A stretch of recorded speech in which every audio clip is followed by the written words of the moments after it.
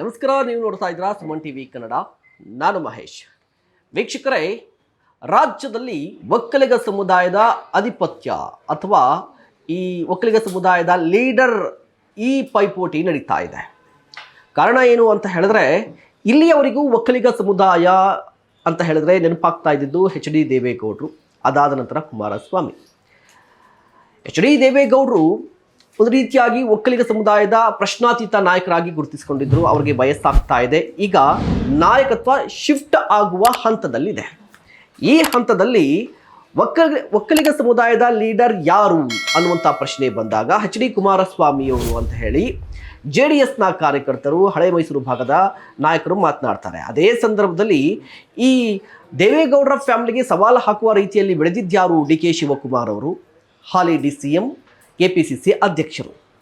ಈಗ ತಮ್ಮ ಕುಟುಂಬದ ವಿರುದ್ಧ ದೊಡ್ಡ ಶಕ್ತಿಯಾಗಿ ಬೆಳೀತಾ ಇರುವಂತಹ DK ಶಿವಕುಮಾರ್ ಅವರನ್ನ ಶತಾಯ ಗತಾಯ ಮಟ್ಟ ಹಾಕಲೇಬೇಕು ಅಥವಾ ಅವರನ್ನ ಸೋಲಿಸಲೇಬೇಕು ರಾಜಕೀಯವಾಗಿ ಅಂತ ಹೇಳಿ ದೇವೇಗೌಡರ ಕುಟುಂಬ ನಾನಾ ರೀತಿಯ ಪ್ರಯತ್ನವನ್ನ ನಡೆಸ್ತಾ ಇದೆ.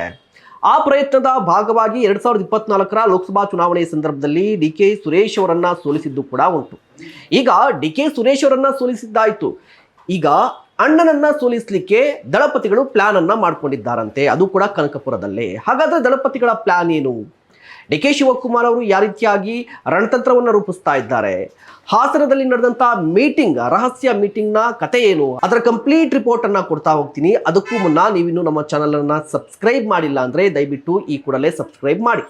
2023 ರಾಜ್ಯ ವಿಧಾನಸಭಾ ಚುನಾವಣೆಯಲ್ಲಿ DK ಶಿವಕುಮಾರ್ ಅವರು ಮೇಲುಗೈಯನ್ನ ಸಾಧಿಸ್ತಾರೆ ಕುಮಾರಸ್ವಾಮಿ ಅವರ ಎದುರು. ಕುಮಾರಸ್ವಾಮಿಯವರು ಪಂಚರತ್ನ ಯೋಜನೆಗಳನ್ನ ಮಾಡಿಕೊಂಡು ಅಥವಾ ಯೋಜನೆಗಳನ್ನ ಜಾರಿ ತರ್ತೀನಿ ಅಂತ ಹೇಳಿ ರಾಜ್ಯದಾದ್ಯಂತ ಪ್ರವಾಸವನ್ನ ಮಾಡಿದ್ರು ಕೂಡ DK ಶಿವಕುಮಾರ್ ಅವರ ಹವಾ ಅಥವಾ DK ಶಿವಕುಮಾರ್ ಅವರ ಈ ರಣತಂತ್ರದಲ್ಲಿ ಕುಮಾರಸ್ವಾಮಿ ಅವರು ಸೋಲ್ತಾರೆ. ಹಳೆ ಮೈಸೂರು ಭಾಗದಲ್ಲಿ ಕಂಪ್ಲೀಟ್ ಆಗಿ DK ಶಿವಕುಮಾರ್ ಅವರ ಬೆನ್ನಿಗೆ ಒಕ್ಕಲಿಗ ಸಮುದಾಯ ನಿಲ್ಲುತ್ತೆ. ಇದೇ ಕಾರಣಕ್ಕಾಗಿ 136 ಕಾಂಗ್ರೆಸ್ಗೆ ಬಂದಿತ್ತು. 2023 ರಾಜ್ಯ ವಿಧಾನಸಭಾ ಚುನಾವಣೆಯಲ್ಲಿ ಒಂದು ರೌಂಡ್ ಅಲ್ಲಿ DK ಶಿವಕುಮಾರ್ ಅವರು ಗೆದ್ದರು. ಇದಾದ ಬಳಿಕ DK ಶಿವಕುಮಾರ್ ಅವರ ಶಕ್ತಿಯಾಗಿದ್ದು ಯಾರು ಅಂದ್ರೆ DK ಸುರೇಶ್ ಅವರು. DK ಸುರೇಶ್ ಅವರನ್ನ ಸೋಲಿಸಲೇಬೇಕು ಅಂತ ಹೇಳಿ 2024 ಲೋಕಸಭಾ ಚುನಾವಣೆ ಸಂದರ್ಭದಲ್ಲಿ ಇದೇ ದೇವೇಗೌಡರ ಫ್ಯಾಮಿಲಿಯಿಂದ ಮಂಜುನಾಥ್ ಅವರು ಸ್ಪರ್ಧೆ ಮಾಡ್ತಾರೆ ಬೆಂಗಳೂರು ಗ್ರಾಮಾಂತರ ಕ್ಷೇತ್ರಕ್ಕೆ. ಬೆಂಗಳೂರು ಗ್ರಾಮಾಂತರ ಕ್ಷೇತ್ರದಲ್ಲಿ DK ಸುರೇಶ್ ಅವರನ್ನ ಸೋಲಿಸ್ಲಿಕ್ಕೆ ಸಾಧ್ಯ ಇದೆಯಾ ಅನ್ನುವ ಪ್ರಶ್ನೆ ಬಂದಾಗ ಇಲ್ಲ ಸಾಧ್ಯನೇ ಇಲ್ಲ ಅಂತ ಹೇಳ್ತಾ ಇದ್ರು. ಬಟ್ ದೇವೇಗೌಡರ ಫ್ಯಾಮಿಲಿ ಎಂಟ್ರಿ ಆದ ಬಳಿಕ ಟ್ರೆಂಡ್ ಬದಲಾಯಿತು. DK ಸುರೇಶ್ ಅವರು ಸೋತ್ರು. ಈಗ DK ಶಿವಕುಮಾರ್ ಅವರ ದೊಡ್ಡ ಶಕ್ತಿಯನ್ನ ಸೋಲಿಸಿದ್ದಾಗಿದೆ. ಈಗ DK ಶಿವಕುಮಾರ್ ಅವರನ್ನ ಸೋಲಿಸಬೇಕು, ಅದು ಕೂಡ 2028 ರಾಜ್ಯ ವಿಧಾನಸಭಾ ಚುನಾವಣೆಯಲ್ಲಿ ಅಂತ ಹೇಳಿ ದೇವೇಗೌಡರು ಪ್ಲಾನ್ ಅನ್ನ ಮಾಡ್ಕೊಂಡಿದ್ದಾರಂತೆ. ಇದೇ ವಿಚಾರಕ್ಕೆ ಸಂಬಂಧಪಟ್ಟಂತೆ ಇತ್ತೀಚೆಗೆ ಹಾಸನದಲ್ಲಿ ನಡೆದಂತ ಬೆಳ್ಳಿ ಹಬ್ಬ ಕಾರ್ಯಕ್ರಮದಲ್ಲಿ ಒಂದು ರಹಸ್ಯ ಸಭೆ ಕೂಡ ಆಗಿದೆ. ಆ ರಹಸ್ಯ ಸಭೆಯಲ್ಲಿ ಮಾತುಕತೆ ಏನಾಗಿದೆ ಅಂತ ಹೇಳಿದ್ರೆ 2028 ರಾಜ್ಯ ವಿಧಾನಸಭಾ ಚುನಾವಣೆಯಲ್ಲಿ DK ಶಿವಕುಮಾರ್ ಅವರು ಮತ್ತೊಮ್ಮೆ ನಾನೇ ಮುಖ್ಯಮಂತ್ರಿಯ ಕ್ಯಾಂಡಿಡೇಟ್ ಅಂತ ಹೇಳಿಕೊಂಡು ಹೋಗುವ ಸಾಧ್ಯತೆಗಳಿದೆ.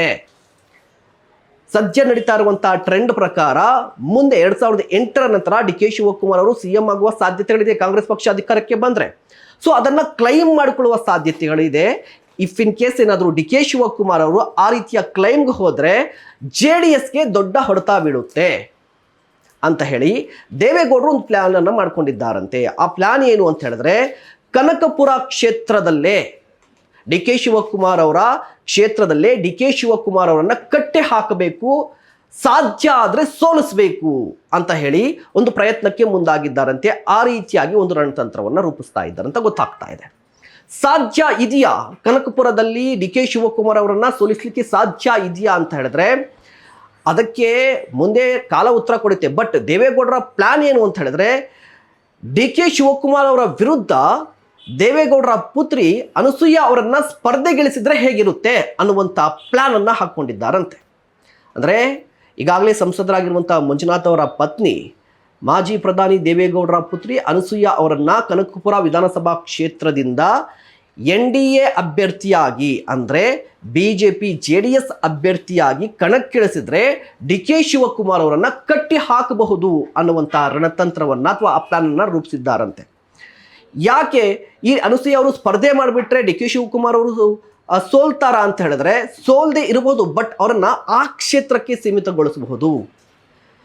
ಕಾಂಪಿಟೇಷನ್ ಟೈಟ್ ಆದರೆ ಆಗ ಡಿ ಕೆ ಶಿವಕುಮಾರ್ ಅವರು ಆ ಕ್ಷೇತ್ರಕ್ಕೆ ಸೀಮಿತ ಆಗ್ತಾರೆ. ಡಿ ಕೆ ಶಿವಕುಮಾರ್ ಅವರನ್ನ ಒಂದು ಕ್ಷೇತ್ರಕ್ಕೆ ಸೀಮಿತ ಮಾಡಿಬಿಟ್ರೆ ರಾಜ್ಯದಾದ್ಯಂತ ನಾವು ಈಸಿಯಾಗಿ ನಮ್ಮ ಈ ಪ್ರಚಾರ ಏನಿರುತ್ತೆ ಒಕ್ಕಲಿಗ ಓಟ್ಗೆ ಸಂಬಂಧಪಟ್ಟಂತಹ ಪ್ರಚಾರವನ್ನು ನಾವು ಮಾಡ್ಕೋಬಹುದು ಅನ್ನುವಂಥ ಪ್ಲಾನ್ ಅನ್ನ ದೇವೇಗೌಡರು ಮಾಡಿದ್ದಾರಂತೆ.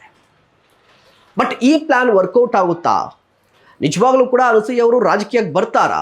ಇದೆಲ್ಲದಕ್ಕೂ ಕೂಡ ಕಾಲ ಉತ್ತರ ಕೊಡುತ್ತೆ. ಬಟ್ ದೇವೇಗೌಡರ ಪ್ಲಾನ್, ಡಿ ಕೆ ಶಿವಕುಮಾರ್ ಅವರು ಏನು ಮಾಡ್ತಾರೆ ಅದೆಲ್ಲವೂ ಕೂಡ ಕಾದು ನೋಡಬೇಕಾಗಿರುವಂಥದ್ದು.